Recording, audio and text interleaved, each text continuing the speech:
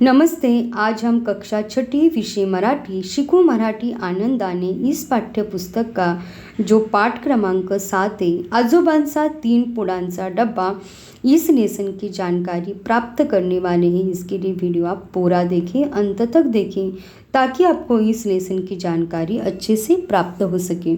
चलिए हम लेसन देखते हैं। लेसन का नाम है आजोबांचा 3 पुड़ांचा डब्बा। आजोबा मतलब दादाजी, और जो दादाजी उनका टिफ़िन है 3 लेयर वाला, और इस टिफ़िन की जो क्या खासियत है, क्या फ़ायदे हैं, इस लेसन के माध्यम में हमें बताने का प्रयास किया है। ये लेसन अदिति देवधर इस लेखिका ने लिखा है और वो प्रसिद्ध लेखिका है। जीवित नदी या संस्थेच्या संस्थापक सदस्य हैं। जीवित नदी नाम की एक संस्था है और उसकी वो सदस्य हैं। लोकसभा सहभागातून नदी संवर्धन असे जीवित नदीचे काम है, मतलब लोगों का सहभाग हो, ऐसे लोगों के सहायता से उन्होंने जो नदियाँ होती उनका उन्होंने संवर्धन किया, उसका ख्याल रखा है, और ये जीवित नदी का उनका काम है।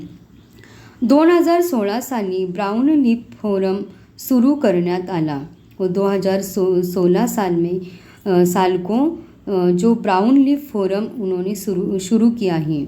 आपल्या देशात एकही वाळलेले पान जाळले जाऊ नये या ध्येयाने हा गट काम करतो। मतलब हमारे देश में एक भी जो सूखा पत्ता है, सूखा जो पत्ता है वो जलाना नहीं चाहिए।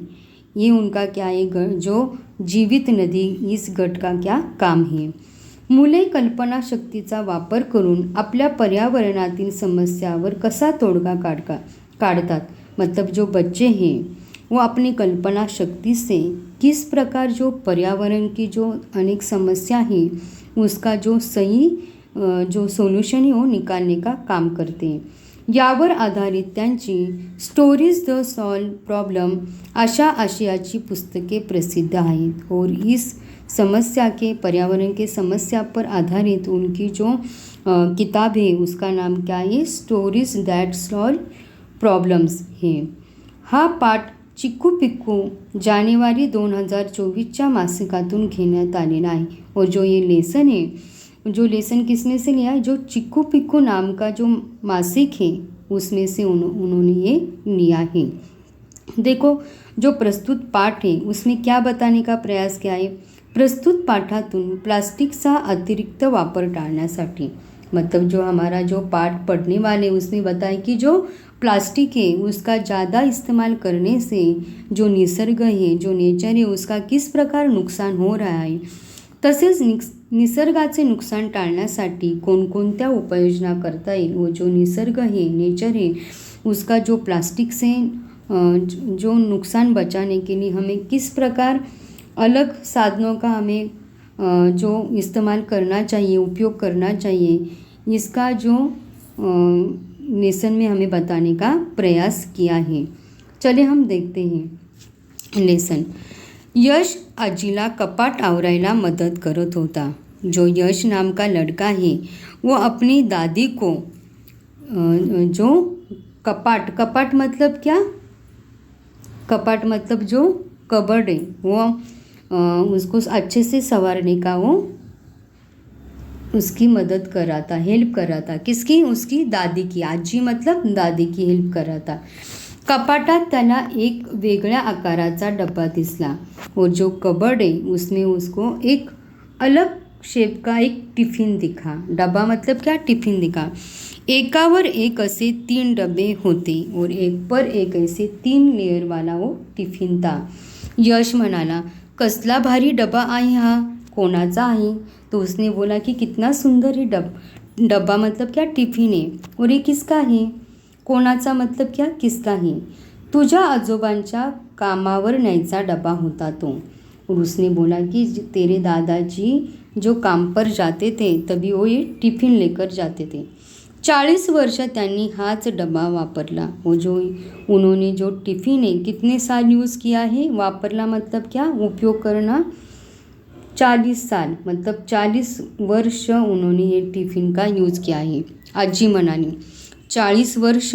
बापरे, मी तर प्रत्येक वर्षी नवा डब्बा घेतो। उसने बोला कि 40 साल एक ही टिफ़िन उन्होंने यूज़ किया, ये तो कितनी मतलब अजीब बात है। मैं तो हर साल, प्रत्येक वर्षी मतलब क्या, हर साल नया टिफ़िन लेता है। कौन लेता है नया टिफ़िन हर साल? यश लेता है। यश म्हणाला, का? तुझ्या मागच्या वर्षीच्या टिफ़िनला काय बरं झालं होतं? तो उसके दादी ने उसको पूछा कि पिछले साल के जो टिफ़िन है उसको क्या हुआ था? आजी ने विचारले। तो प्लास्टिकचा होता। तो यश का जो टिफ़िन है वो कौन से इसका था? प्लास्टिक का था। त्याचं झाकणं सेल झालं होतं। मतलब उसका जो ढक्कन है वो क्या हुआ था? सेल हो गया था। सेल मतलब क्या? ढीला हो गया था। मग आम्ही नवा डब्बा आणला, यश म्हणाला। तो इसलिए उसने जो नया टिफ़िन लाया।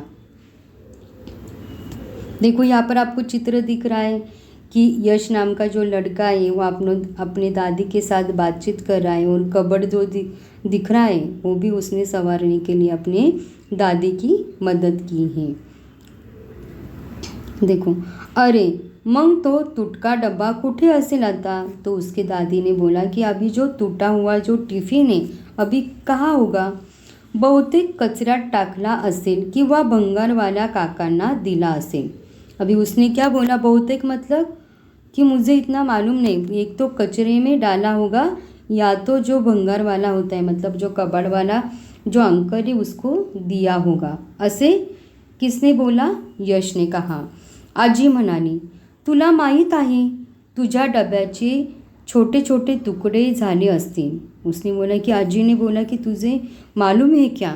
माहिती असते मतलब तुझे मालूम है कि तेरा जो टिफ़िन है उसकी क्या होगा छोटे छोटे एक तो टुकड़े हो गए होंगे।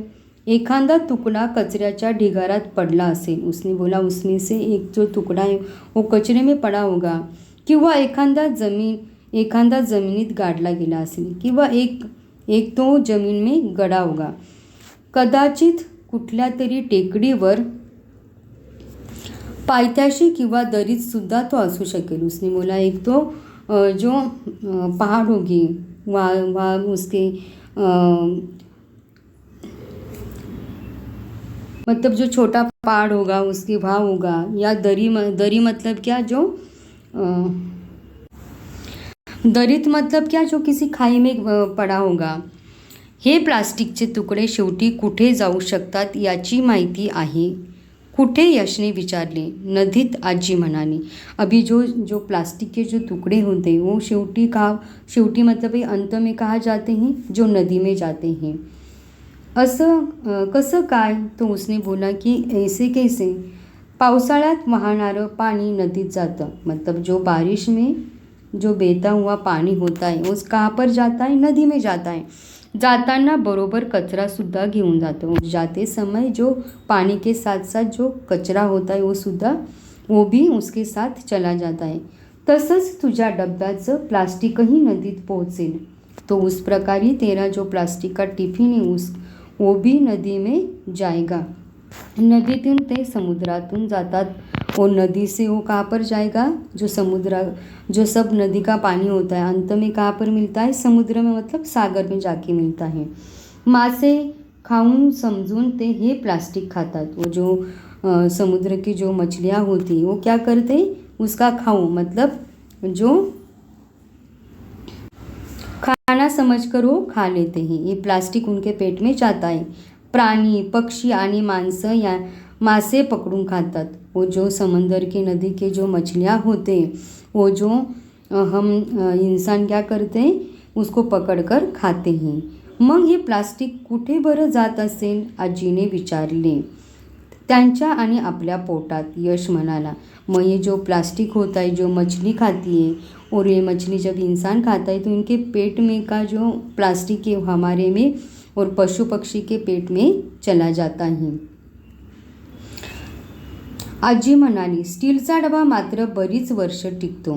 तो जो आजी है, दादी ने बोला कि जैसा प्लास्टिक का टिफ़िन होता है वो जल्दी से टूट जाता है, ख़राब हो जाता है, पर उसके ऑपोजिट जो स्टील का टिफ़िन होता है वो बहुत साल टिकता है।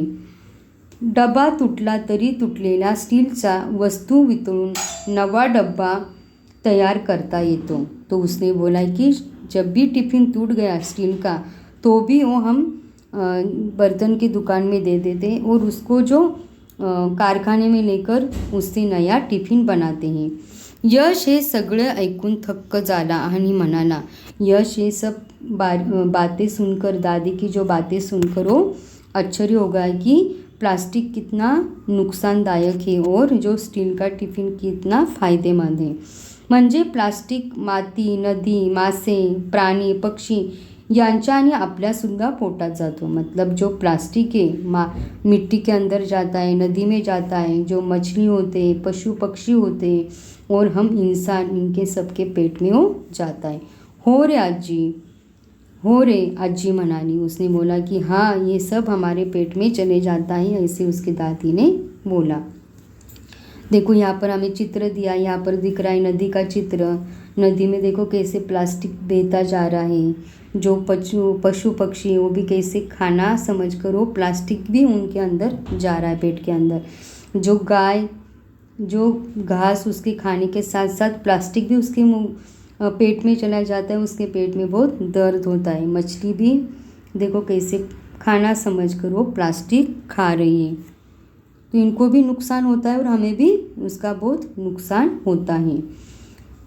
थोड़ा विचार करून यश म्हणाला, थोडा विचार करून मतलब उसने सोचा, आजोबांचा हा डबा मी वापरू का शाळेसाठी। उसने बोला कि दादाजी का जो टिफ़िन है मैं स्कूल के लिए उसका यूज़ कर सकता हूँ क्या। हो वापर की, उसके दादी ने बोला कि हाँ, इसका यूज़ तू कर, स्कूल रोज़ लेके जा, आजी म्हणाली। यश ने मनात पक्के ठरवले और यश ने जो मन में पक्का मतलब उसने तय किया, यापुढे प्लास्टिकचा डब्बा कधीच वापरायचा नहीं। तो उसने क्या तय किया कि इससे आगे वो जो प्लास्टिक का जो टिफ़िन है वो कभी भी उसका यूज़ नहीं करेगा। देखो इस प्रकार हमने जो लेसन है आजोबांचा 3 पुडांचा लेसन, इसकी हमने जानकारी प्राप्त की। आपको इसमें कुछ भी डाउट है तो आप कमेंट बॉक्स में मुझे बता सकते हैं। लेसन में देखो जो नवीन शब्द क्या मतलब जो नए शब्द हैं वो हम देखेंगे। थक्क होने मतलब क्या, एक मुहावरा भी है। थक्क होने मतलब क्या, आश्चर्यचकित होना, नया मतलब एक आश्चर्य होना। आश्चर्यचकित होना मतलब क्या, एक अजीब लगना। और पारिभाषिक शब्द स्लैप मतलब क्या, झड़प।